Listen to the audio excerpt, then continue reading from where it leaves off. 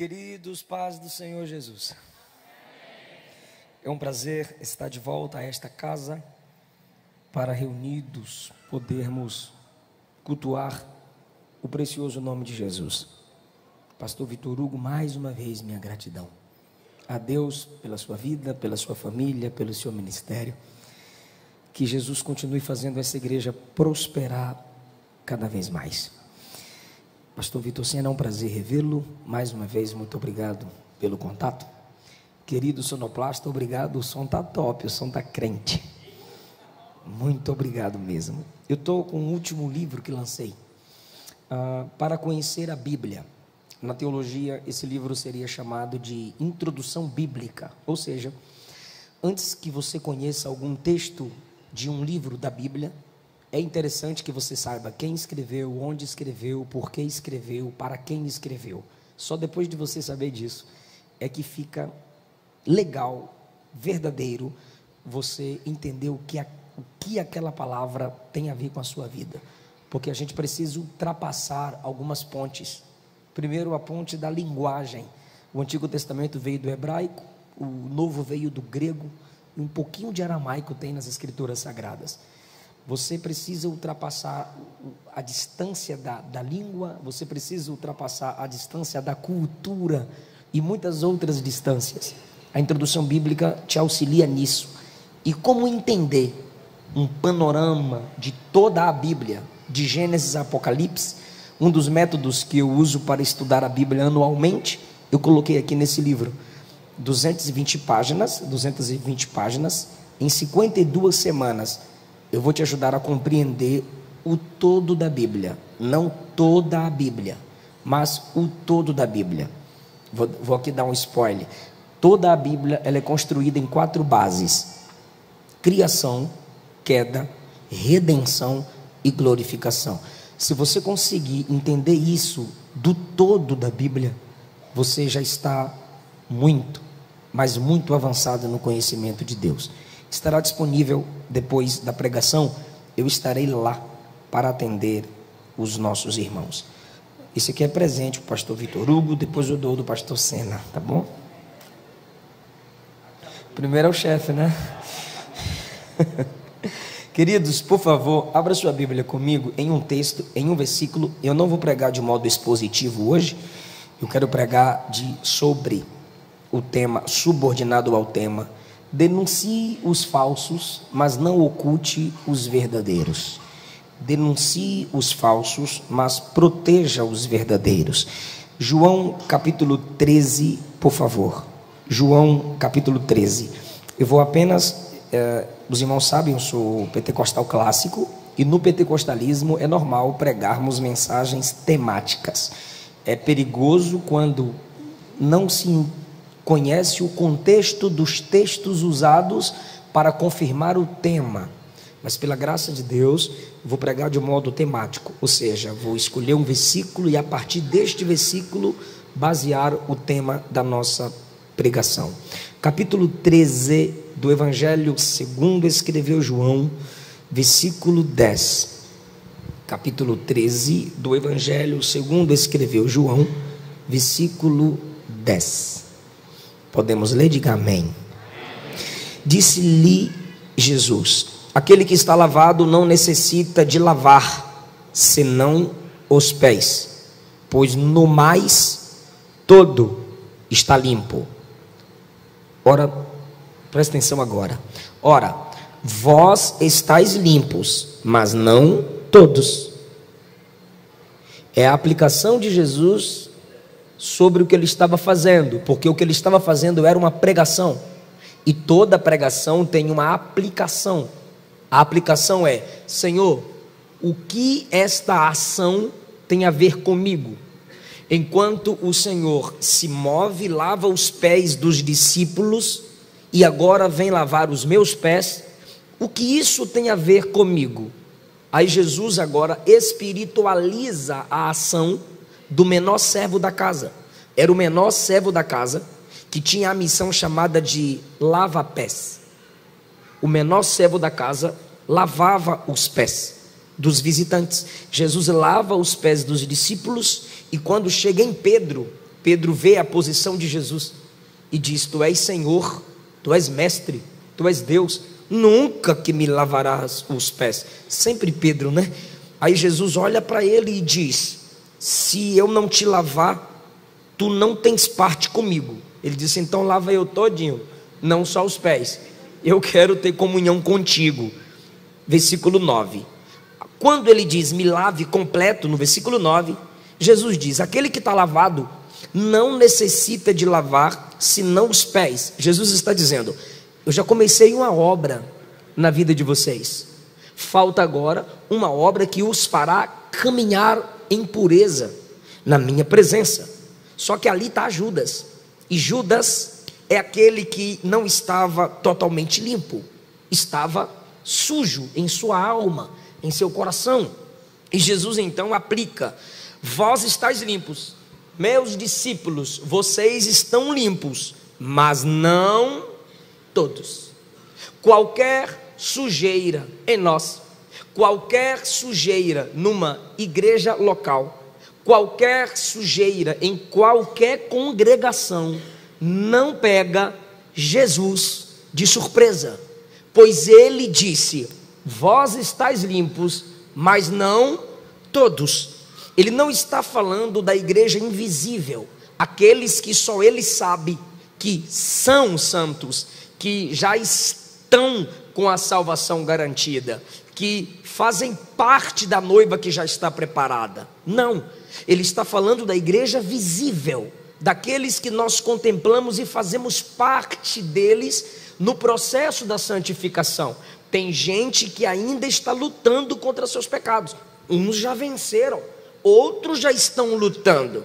Vocês estão limpos no processo da santificação, mas não todos. Eu sei que tem gente sujo na mesa. Jesus sabe, capítulo 13, versículo 1, que já estava na hora de voltar para o Pai. Versículo 13, Jesus sabe que o Pai tinha depositado em suas mãos todas as coisas. Jesus sabe que veio do Pai e está voltando para o Pai. João 13, 3. Jesus sabe que o diabo já havia posto no coração de Judas que ele o traísse. Versículo 2. Jesus sabe quem é quem em nosso meio. Não há nada que possamos fazer que surpreenda Deus, que assuste o nosso Deus, pois Ele é Deus onisciente. Vivemos uma época, principalmente nas redes sociais, de denúncias, de gente que se sente justiceira, gente que não sabe nem o que é profecia, mas se levanta como profetas, gente que não faz parte de nenhuma igreja, mas se sentem com a síndrome messiânica. Ele não sabe o que é a igreja, ele não sabe, ela também, né? Não é porque é mulher que é anja, ela não sabe o que é a igreja, mas pensa que pela sua crítica, quem ouvi-lo vai mudar. O pastor que ouvi-lo vai ser transformado. A igreja que se inscrever no seu canal, deixar o like e assistir o vídeo até o fim, vai ter mudança, vai receber uma auréola de santidade ou se tornar a quarta pessoa da divindade. Me escute, seu pastor é ladrão, nenhuma igreja presta, mas o meu canal que é top. Ou seja, eu não faço parte de igreja nenhuma, e a igreja que eu critico foi através dela que eu tive acesso à Bíblia. A igreja que eles criticam foi ela que colocou a Bíblia na mão deles. Que pena que eles usam a Bíblia para distorcê-la. Então, eu quero mostrar para os irmãos, no Antigo Testamento e no Novo Testamento, porque tem gente que pensa que o Antigo Testamento não é palavra de Deus e não tem amor de Deus, e isso é errado. A salvação, desde o Antigo Testamento, é pela fé e pela graça. Quem pensava que era por obras, sempre foi corrigido por Deus. Recompensas, galardão é por obras. Salvação é sempre pela graça. É pela fé no nosso Senhor, que no nosso Deus Pai, no Antigo Testamento, e na mensagem cristocêntrica, pois o Pai apontou para o Filho dizendo: só quem crê no meu Filho, esse será salvo. Então, como eu posso trabalhar esse tema a partir do Antigo Testamento? denunciando o falso e apresentando os verdadeiros? A Bíblia faz isso. E se a Bíblia faz isso, quem sou eu para falar sobre Bíblia sem esse equilíbrio? Me escute bem, se a Bíblia equilibra a denúncia do falso e a proteção do verdadeiro, quem sou eu para não exercer esse equilíbrio? Se não, vejamos, a minha Bíblia é grande, eu não vou ficar folheando em toda a mensagem, porque alguns versículos eu já coloquei aqui no meu esboço. Baseado no que Jesus disse: vós estáis limpos, mas não todos. Ele sabe que há gente suja e há gente limpa nas igrejas locais, mas ele não expõe apenas o sujo, ele também revela os limpos. Jesus teve Pedro que negou, Jesus teve Judas que traiu, mas ele ainda pôde contar com aqueles que não negaram e que não traíram. Jesus olhou para estes e contou com estes. Na maioria das vezes nós nos importamos demais com quem vai e nos esquecemos dos que ficam. Olha como a Bíblia é linda. Gênesis capítulo 4. E Abel trouxe dos primogênitos, versículo 4, das suas ovelhas e da sua gordura, e atentou o Senhor para Abel e para a sua oferta, versículo 5 de Gênesis 4, mas para Caim e para a sua oferta não atentou. Atentou aqui Deus não recebeu Caim. Deus rejeita Caim para depois rejeitar a sua oferta. Mas quando chega a Abel, Deus recebe Abel e recebe a sua oferta. Irou-se Caim fortemente e lhe descaiu o semblante. O culto é para Deus, e no culto a Deus tem dois adoradores, e um adorador. A oferta de Caim está lá em Levítico, tá, gente? O problema ali não é a oferta, é o ofertante. Por isso que Deus primeiro recebe a pessoa de Abel, para depois receber sua oferta. E primeiro rejeita Caim, para depois rejeitar sua oferta. Se Deus rejeita-o, Deus não vai receber aquilo que ele está tentando fazer para agradar a Deus. Caim, no Novo Testamento, é chamado de filho do maligno.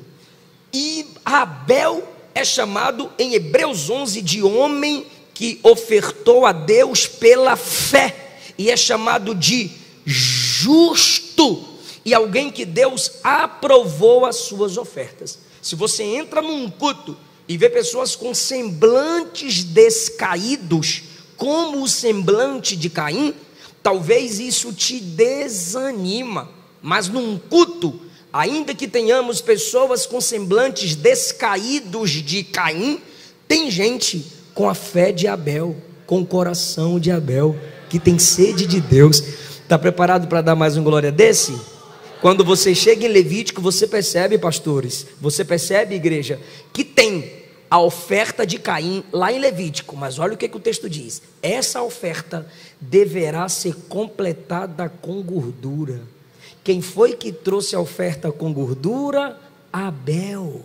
Se Caim se ligasse, ele entenderia que seu irmão, o primeiro sacerdote do Antigo Testamento, tinha gordura para completar a oferta dele. Na maioria das vezes, aqueles contra os quais estamos se levantando, pode ser alguém que Deus levantou para completar o nosso culto. Pode ser alguém que Deus está levantando para completar a nossa oferta. Abel leva a primazia do rebanho e ainda traz a gordura. A oferta do animal oferecida não precisava nem sempre precisava oferecer com a gordura, mas a oferta de Caim, quando você chega em Levítico, precisava de gordura. Quantas bênçãos nós perdemos quando focamos naquilo que o outro tem e nos esquecemos que às vezes Deus dá ao outro, para que através da minha conexão com Ele, aquilo possa ser compartilhado comigo. O que não há em mim está em você, o que não há em ti está em mim e nós vamos crescendo, ajudando uns aos outros no culto ao Senhor. Agora, se você, eu mesmo como pregador, já estive em ambientes de pessoas com semblantes fechados. Hoje, pela misericórdia de Deus, o Senhor decidiu me honrar diante de pastores e igrejas relevantes, vamos assim dizer. Mas pelo tamanho mesmo, tem gente que até hoje me olha e diz... E gente que já me ouviu pregar, mas não ouviu a mensagem inteira, e ouviu a minha mensagem ali sobre o juízo final, o inferno. Tem um vídeo aí, né? Quando uma atriz aí ficou falando, a Marquezine falou, né? Que quando se chega uma celebridade na sua igreja, dá uma segurada, não fique dizendo que Jesus ama, não. Aí eu falei, tá bom. Aí eu apliquei Mateus capítulo 7, que quem rejeita as pérolas da igreja é porco. E aí parece que naquela mensagem eu só bati, eu só martelei. Mas eu estou lá em Apocalipse capítulos 21 e 22. E um penúltimo versículo de Apocalipse 22 é assim, ó: a graça do Senhor Jesus esteja com todos vós. Foi nesse versículo que eu concluí a minha pregação, porque eu preciso desse equilíbrio. Se a pessoa não assistiu essa mensagem inteira, aí já me chamaram de porteiro do céu. Eu estava pregando em Aparecida de Goiânia, numa cruzada não, um evento de prefeitura, assim, aquela coisa toda. Aí eu fui pregar sobre inferno, e quando eu estava... eu estou no meio da rua, cheio de ímpio, eu vou pregar o quê? Inferno, meu irmão. Aí, quando eu estou indo, um camarada olhou para mim e falou assim: diante de Deus, irmão, parece que o capeta viu meu esboço e tomou a boca do cabra. Falou bem assim: tá aí o pregador que lança todo mundo no inferno. Irmão, o sangue ferveu do nordestino na hora. O sangue ferveu. Eu falei: você vai ser o primeiro a cair de cabeça para baixo. Irmão, e enquanto eu estava pregando, diante de Deus isso aqui, enquanto eu estava pregando, eles estavam esperando o cantor.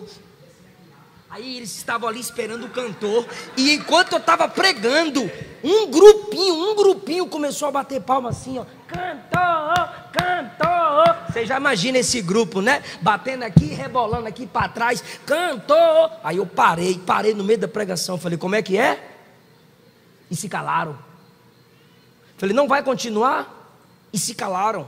Falei: então vou concluir o sermão e depois vocês fazem seu showzinho. Continuei pregando a palavra. Quando eu fiz o apelo, mais de 70 almas para Jesus. Eu poderia me abater com o cara que diz que eu jogo todo mundo no inferno.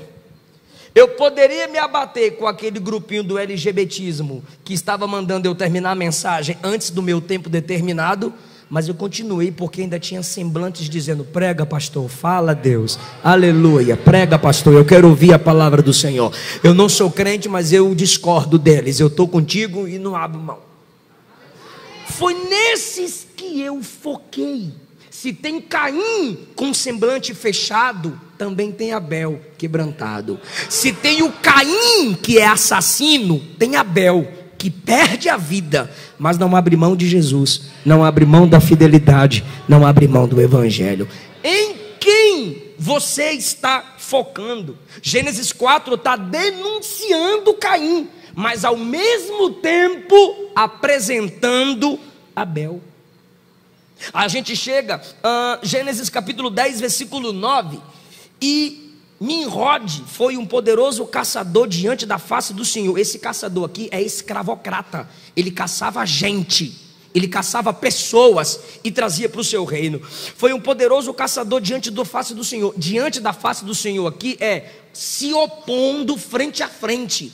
Ele afrontava a Deus, ele confrontava a Deus. E o ápice de sua afronta a Deus foi construir uma cidade-torre. Não é uma torre, é uma cidade-torre. E ele diz aos seus escravos: façamos uma cidade-torre que toque o céu, e façamos célebre o nosso nome.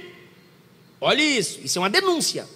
Gênesis 10 e 11 é uma denúncia ao caráter soberbo de Nimrod.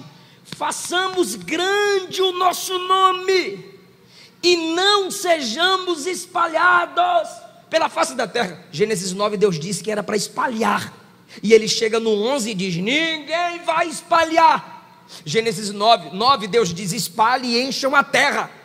Gênesis 11 ele diz: a gente não vai encher a terra, vai povoar o céu, vamos tomar o céu. Gênesis 9 dá uma ordem divina. Gênesis 11, Nimrod diz: ninguém vai obedecer a ordem.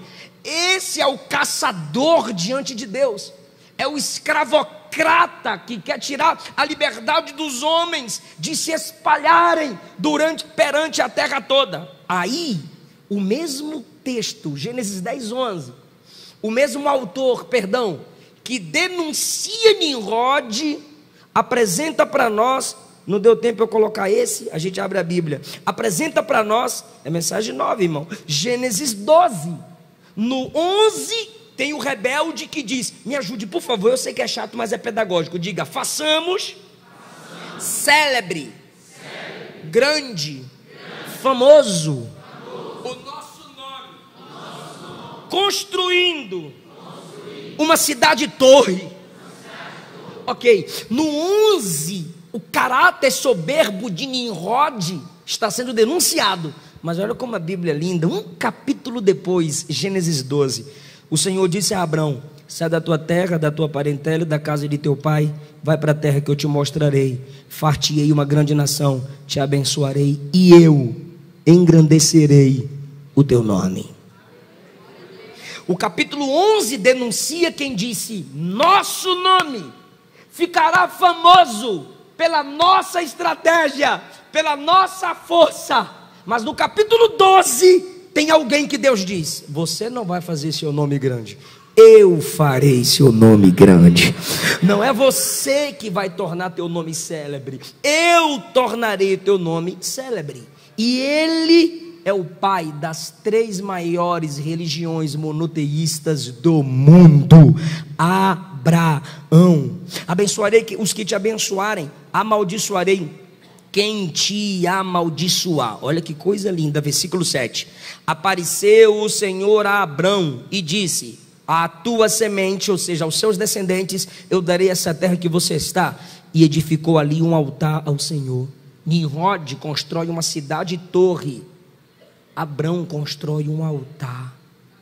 Tem gente que faz seus monumentos para afrontar Deus, mas ainda tem crente no altar da simplicidade, só adorando a Deus e atraindo Deus em sua graça. Que Deus abra o seu coração para essa palavra que a gente ainda está no início. Olha, Êxodo 32, por favor, se você quiser anotar ou acompanhar.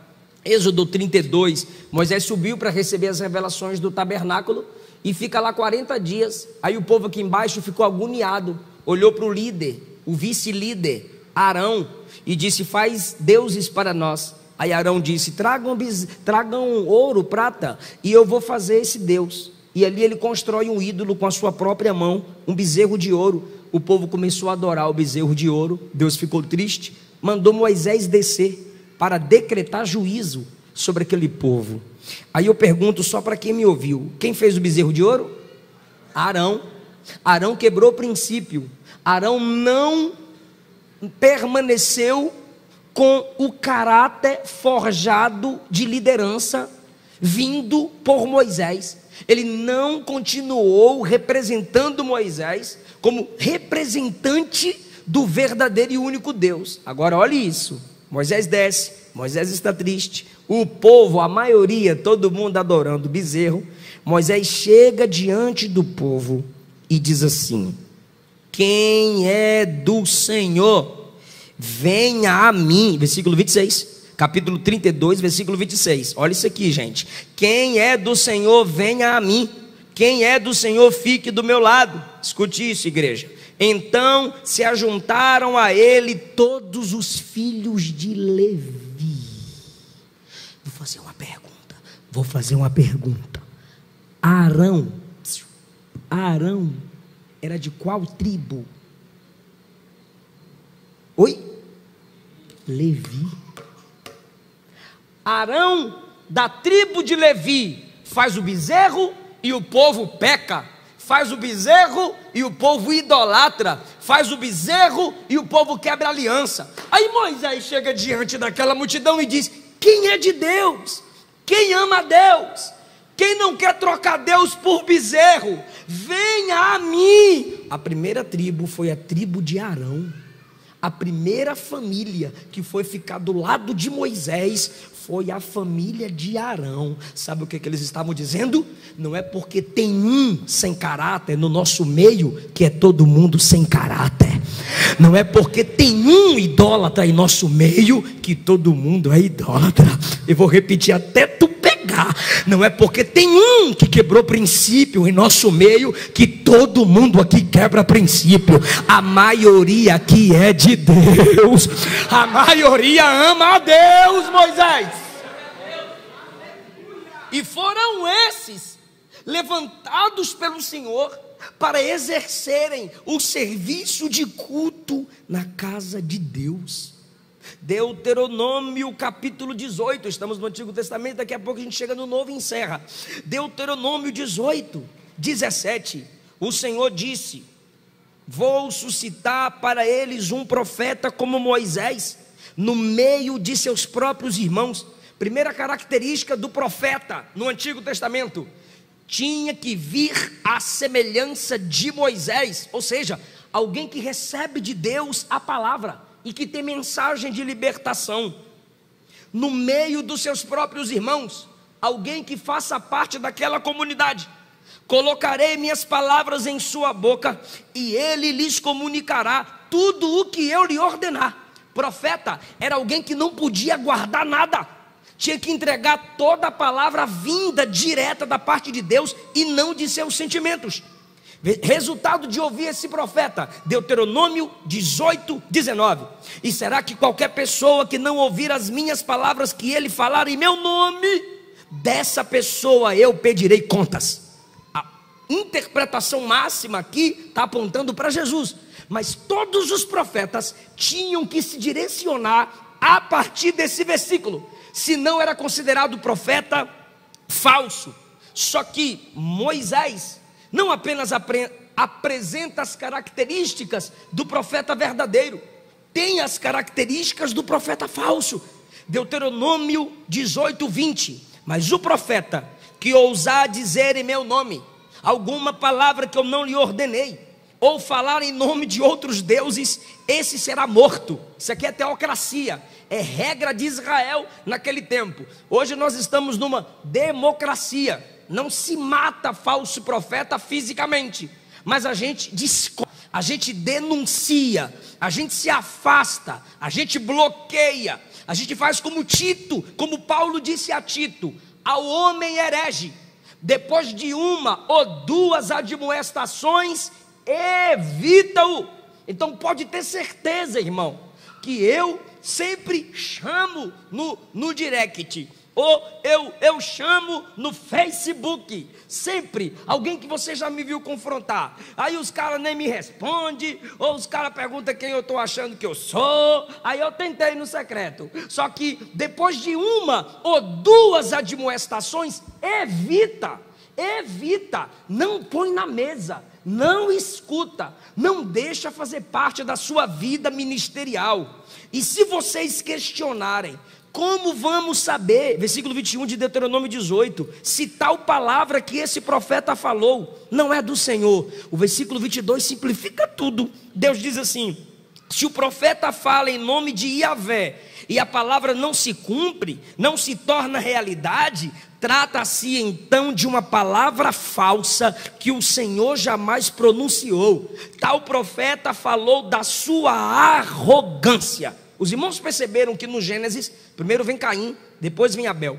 No Gênesis, primeiro veio Nimrod, depois veio Abraão. No Êxodo 32, primeiro vem Arão, que quebra princípio, e depois vem a tribo, que não quebra princípio. Quando você chega em Deuteronômio, 1 Samuel, primeiro você tem quem não quebra princípio.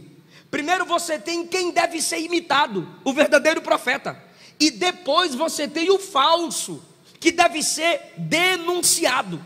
Ou seja, às vezes a crítica ao falso vem primeiro, e depois o elogio ao verdadeiro. Por quê? Para que não pensem que só temos crentes falsos. Só que também temos textos que primeiro se elogia o verdadeiro e depois se critica o falso, para que não se generalize na mente do povo a informação de que só porque disse que é profeta, não é porque disse que é pastor, não é porque disse que é crente, não é porque diz que nasceu na igreja que vai para o céu. O diabo nasceu no céu e vai ser lançado no lago de fogo.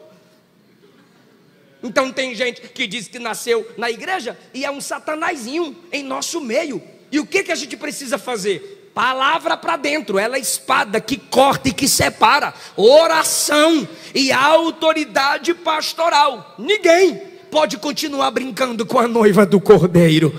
Então a gente precisa crescer no discernimento.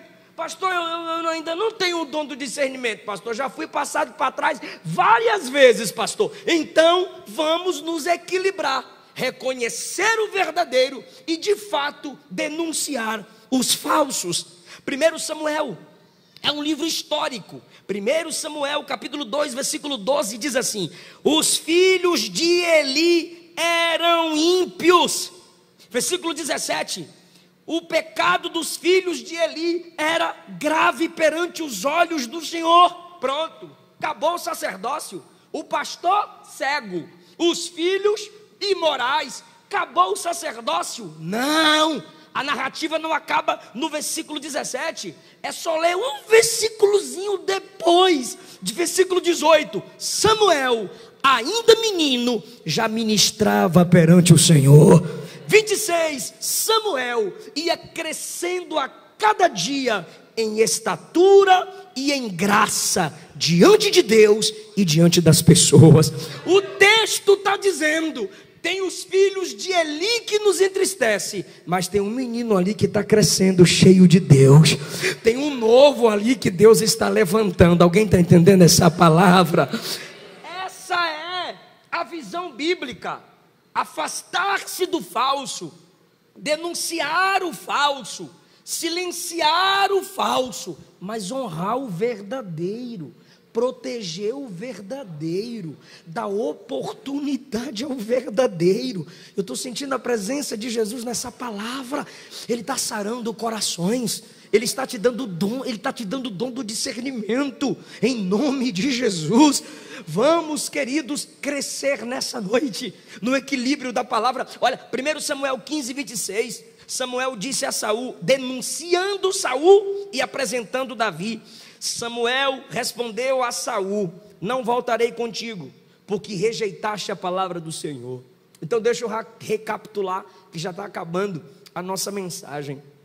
Denunciando Caim e apresentando Abel, denunciando Nimrod e apresentando Abrão, denunciando Arão e apresentando a tribo de Levi, apresentando o verdadeiro profeta e denunciando o falso profeta.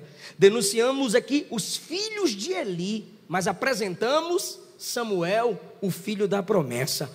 Agora denunciamos Saul. 1 Samuel 15, 26. Não vou contigo. Por quê? Porque você, Saul, rejeitou a palavra do Senhor e ele te rejeitará como rei. Agora acabou o rei de Israel, a gente tinha rei, e agora? Quem é que vai ser rei em Israel? Capítulo 15, versículo 28 agora, 2 versículozinhos depois do 26, capítulo 15, versículo 28, e Samuel concluiu. A pregação de Samuel não termina denunciando Saul. A pregação de Samuel no capítulo 15 não termina denunciando o falso. A pregação de Samuel não se conclui denunciando aquele que rejeitou a palavra e pancada. Não, a pregação termina com solução. Versículo 28. Hoje Deus arranca de ti o reino, mas já está levantando alguém melhor do que tu. É a palavra que nos ensina o equilíbrio. 1 Samuel 16, 13 e 14. Olha que coisa linda. A partir daquele dia, o Espírito do Senhor se apoderou de Davi. Está apresentando o verdadeiro. E agora vai denunciar o falso. E o Espírito de Deus se retirou de Saul. Versículo 14. O mesmo Deus que age em Davi em graça, age em Saul com juízo. Ele pode derrubar falsos pastores, ele pode fechar falsas igrejas, mas isso não quer dizer que não há mais pastores e não há mais verdadeiras igrejas, porque o mesmo Deus que derruba o falso, levanta os verdadeiros. Aleluia! E o Novo Testamento, para a gente caminhar para a conclusão, porque a conclusão está no Novo Testamento. João Batista pregava no deserto. Os falsos pregavam no templo, cheio de animais, cheio de aparatos, dominados pelo Império Romano, e era Roma quem determinava quem exerceria o sacerdócio. Aí João vai para o deserto só para denunciar. O local que João está é um local de denúncia. As vestes de João eram vestes de sacrifício, era uma denúncia, porque o sacrifício já estava falido no templo há muito tempo, e ele veste roupa que indica sacrifício de animais. A pregação de João era uma denúncia, raça de víboras, e enquanto ele chamava os falsos de raça de víboras,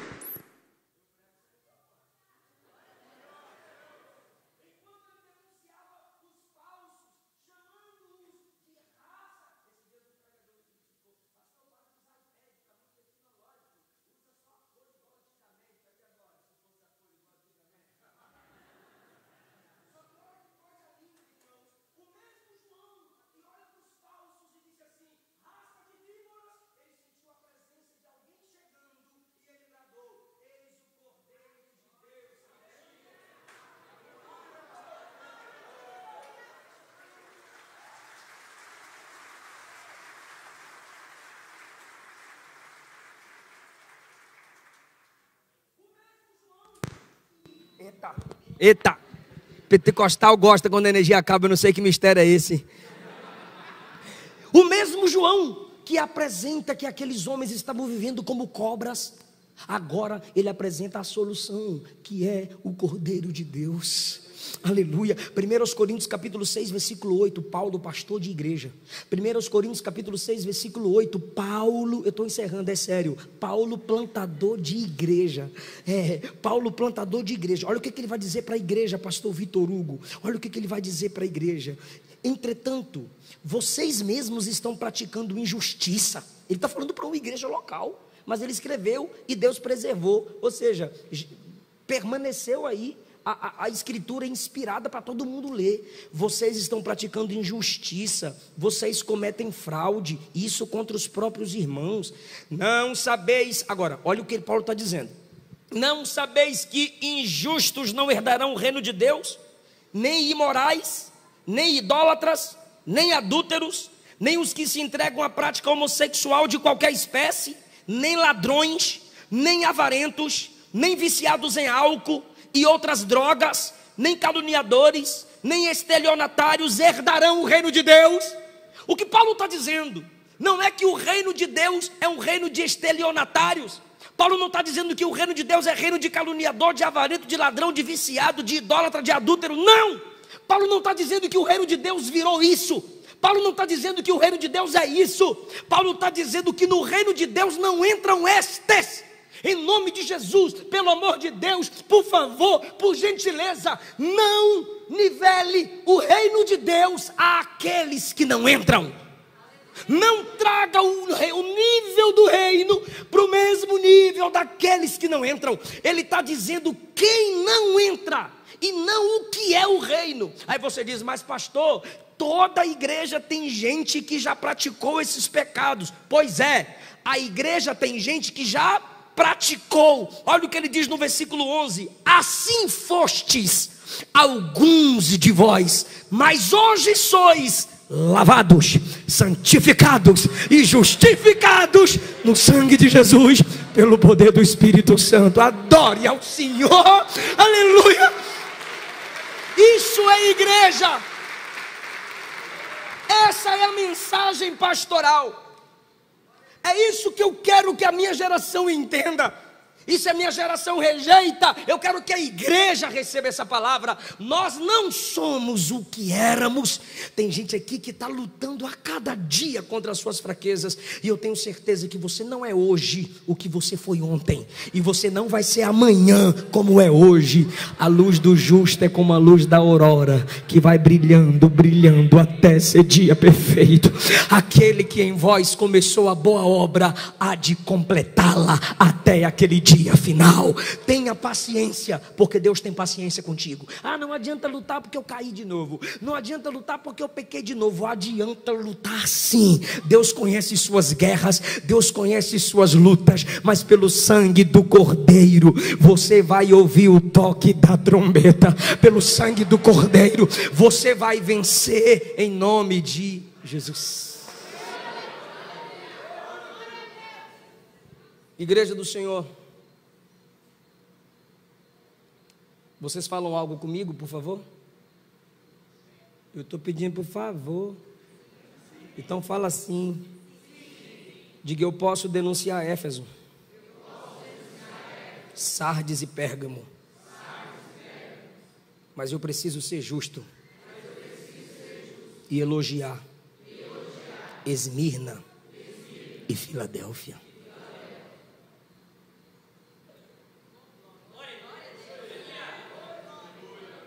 Porque o mesmo Deus que mandou João denunciar as igrejas na Ásia, que estavam abrindo mão da verdade, o mesmo Deus que mandou João denunciar, também elogiou as igrejas que estavam preservando a santidade e a sua palavra. Agora, quem deve denunciar os falsos? É aqui que o povo me chama de polêmico. Mas com a Bíblia aberta, irmão, não estou nem aí para quem me xinga. Xingue, xingue, xingue, seque a língua e beba água. Alguém me disse assim: por que você não fala mais politicamente correto? Eu disse: eu não preciso do apoio da massa. Eu só preciso que quem me escute abra a Bíblia.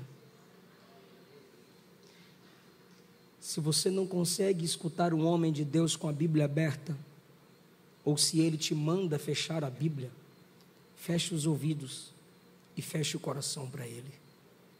Ninguém pode denunciar a igreja sem fazer parte dela. As igrejas hoje estão assim, as igrejas hoje estão assim e assada.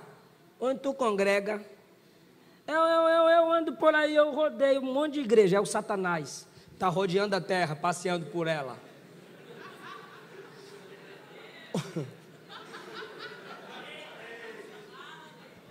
Onde você congrega? O que tu sabe de igreja? O que tu sabe de pastorear? O que tu sabe de perdoar?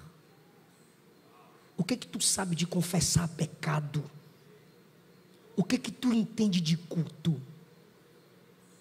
É que eu não suporto. Eu sei o que tu não suporta. Eu estou perguntando o que tu entende. Se nada entende, nada fala. Cala a boca, senta e aprenda com a igreja. Depois pense e fica em pé para falar dela. Se você não faz parte dela, você não tem moral nenhuma para falar dela. E eu vou provar na Bíblia. E você sai daqui munido com essa palavra. Amém? Amém. Não tenha medo de debater com ímpio. Debater com crente, tu pode pensar 2 vezes para ele não se sentir humilhado. Né? Porque tem uns crentinhos Nutella, ursinho carinhoso. Mas com ímpio, não tema debater com ímpio. Ele não tem a mente de Cristo. Ele não tem a sabedoria do Espírito. Você tem. Salmo, eu só vou ler o texto e olhe como vocês formam uma igreja inteligente. Salmo de número 50. Eu só coloquei o Salmo 50, mas não coloquei o versículo, então deixa eu ler o versículo. Salmo de número 50, verso 16. Ao ímpio, Deus diz: que tens tu em recitar os meus estatutos? O que tu queres com o meu nome na tua boca? Pois você aborrece a correção e lança as minhas palavras para trás de ti. O que tu, que não faz parte da igreja de Jesus, não é salvo em Cristo, não é salvo em Cristo, quer abrindo a boca para denunciar a igreja, para criticar a igreja? É isso que Jeová está perguntando. Vocês já leram Isaías capítulo 40, versículo 9? Está aparecendo aqui? Ah, que show! Aparece? Haja! Isaías capítulo 40, versículo 9. Tu, ó Sião, que anuncias boas novas, sobe ao monte alto. Tu que anuncias boas novas, ó Jerusalém, ergue a voz fortemente, levanta, não temas, e dize às cidades de Judá: aí está o vosso Deus. Sabe que se tivesse escrito assim, ó: tu, Babilônia, ó Egito, ó Assíria, abra a boca e prega, mas não está. Aqui está escrito assim, ó: Sião, Jerusalém, povo de Deus, eleitos de Deus, vocês foram chamados para anunciar as boas novas. Vocês foram chamados para pregar. É o ímpio que tem que calar a boca e escutar a igreja. A igreja não tem que calar a boca para escutar ímpio. 1 João capítulo 2, versículo 19, por favor. 1 João capítulo 2, versículo 19, por favor. 1 João capítulo 2. Por favor, agora vocês vão me ajudar. Eles saíram de nosso meio, repete. Obrigado. Entretanto não eram dos nossos. Esse entretanto aqui significa: então não eram dos nossos. Saíram porque não eram dos nossos. Eles saíram de nosso meio porque não eram dos nossos. Porque se tivessem sido dos nossos, teriam permanecido conosco. Todavia eles se foram para que ficasse manifesto que nenhum deles é dos nossos. João está dizendo: se você desviou, não é porque você desviou daqui que você tem moral para falar daqui, porque o fato de você ter saído daqui te tira toda a dignidade de falar mal daqui, e o fato de você ter saído só prova que você não era dos nossos, e não que você é melhor do que ninguém. É isso que o apóstolo do amor está falando. É o apóstolo do amor que está falando. Saíram porque não eram dos nossos. Eita pancada. Próximo. Desligue não, volte em nome de Jesus. Próximo versículo, que é o 20. Entretanto, vós, eles saíram, mas vocês possuís a unção que vem dos santos, e todos tendes conhecimento. Todos tendes conhecimento. Você não precisa do conhecimento daquele rebeldezinho que abriu o canal no YouTube para falar mal de igreja e de pastor. Você que está lutando com a igreja, sabe que tem problema, sabe que tem defeitos, mas está aqui crescendo com ela, aprendendo com ela, lutando com ela. Vocês têm conhecimento. Próximo, aleluia. Eu estou empolgado, gente, desculpa. 24. Só mais 3. Permaneça em vós o que ouvistes desde o princípio. Se em vós permanecer o que desde o princípio ouvistes, também permanecereis vós no Filho e no Pai. O que ele está dizendo é: se vocês guardarem a doutrina que vos foi ensinada, isso gera permanência diante de Deus. Está falando para a igreja: guarda o que foi ensinado lá atrás. Cuidado com essas novas ideologias e teologias que inventam. Próximo. Toma. E esta é a promessa que Ele mesmo nos fez, que é a vida eterna. Coloca o 26 e o 27 para acabar. 26. E isto que vos acabo de escrever, isso que eu estou falando para vocês, é acerca daqueles que procuram vos enganar. Quem são esses? Os que saíram do meio de nós e querem nos seduzir. Eu estou escrevendo a respeito deles. Quanto a vós outros, ele repete: a unção que dele recebestes permanece em vós. Agora é só com vocês. Permanece em vós, vírgula.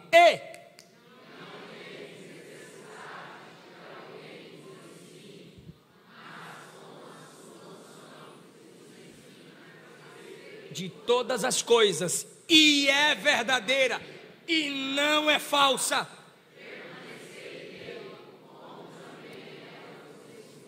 Ele diz assim, ó: não necessita de que ninguém vos ensine. Será que João está falando que a igreja não precisa ser ensinada? Não, porque ele está ensinando. Como é que ele está dizendo que ela não precisa ser ensinada? Esse ninguém aqui é ninguém que saiu. Ninguém que não faça parte do nosso meio tem autoridade para nos ensinar nada. Não aceite. Olha, eu sou macumbeiro, mas a tua igreja, ou sou macumbeiro, fala de tua macumba, da minha igreja não. Olha, eu sou espírita, mas eu tenho uma coisa aqui para falar de sua igreja. Não me interessa o que tu tem para falar da minha igreja falo eu. Vai falar com seus demônios lá que diz que é gente falando com tu. Agora aqui, sobre minha igreja, quem fala sou eu. Ah, irmão, toma postura, irmão. Toma postura, irmão. A primeira coisa que o pastor falou para mim quando eu cheguei foi: eu estou vendo a guerra que tu enfrentou. Mas se eu citasse nome de novo, eu estava livre dessa guerra. Ei, eu vou citar aqui para vocês. Xuxa de novo, o pastor dela, Imagine, Caio Fábio e Lana Holder. Todos esses pegaram a parte de uma música e começaram a dizer que a igreja é de fato aquilo. Aí eu disse: vocês não têm moral nenhuma para falar mal da igreja. Desigrejado, catolicismo, LGBTismo não pode se erguer para criticar a igreja se não está lutando aqui com a gente.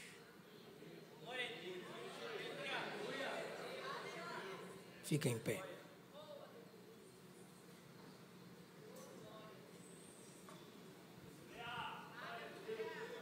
Senhor, nos dê equilíbrio, nos dá sabedoria, ajuda a tua igreja, ajuda o teu povo a crescer na palavra.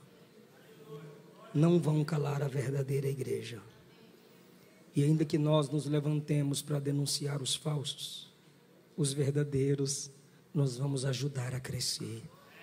A verdadeira igreja nós vamos proteger, pela autoridade que há no nome de Jesus. Sara o coração de alguém que se frustrou com os falsos. Apresenta para ele um povo que te ama de verdade, Jesus. Receba a cura de Deus. Se alguém na igreja te feriu, ainda tem Abel, não só Caim. Ainda tem Abrão, não só Nimrod. Ainda tem Davi, não só Saul. Ainda que os falsos profetas sejam denunciados por Elias, é para Elias que Deus diz: eu ainda tenho 7.000. Aleluia. Preserva teu povo, Jesus, dos falsos profetas. Preserva teu povo, Jesus, das falsas mensagens. Guarda a sua igreja. Adore ao Senhor com essa equipe de louvor linda, irmãos.